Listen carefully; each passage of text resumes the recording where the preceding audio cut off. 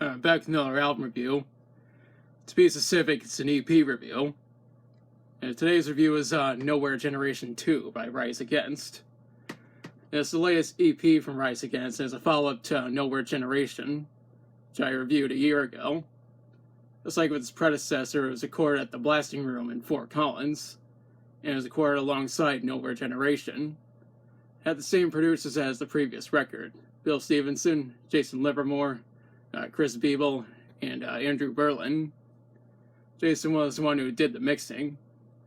Jonathan Luganbill served as the engineer. Chad Price had provided backing vocals.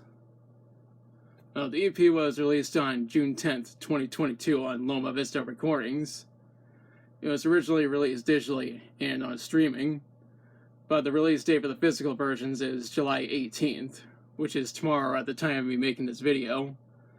The funny thing is that my copy arrived on June 21st, which was almost a month earlier than expected. There were 4 other CDs that arrived in the mail that day, and I posted a tweet about it.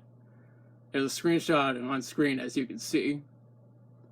Anyways, this EP consists of songs that were intended for Nowhere Generation, but never actually made it onto the album.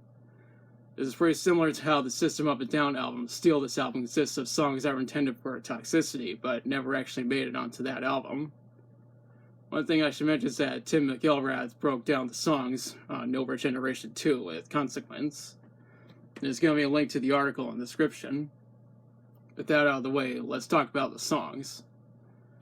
This EP starts with The Answer.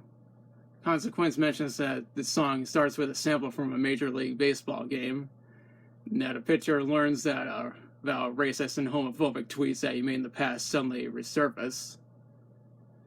Granted, shit like this has happened before, and not just with athletes. Personally, I think this song starts the EP off very well, and we're only getting started.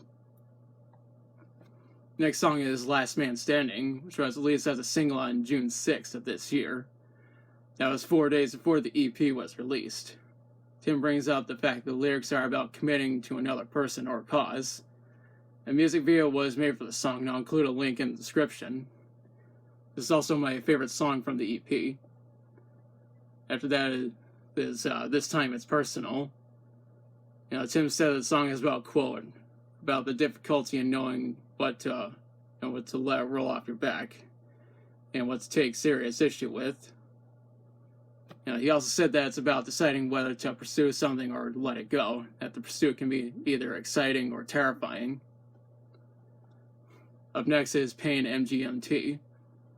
Tim mentions that the song is about trying to save someone, that everything that's done isn't enough.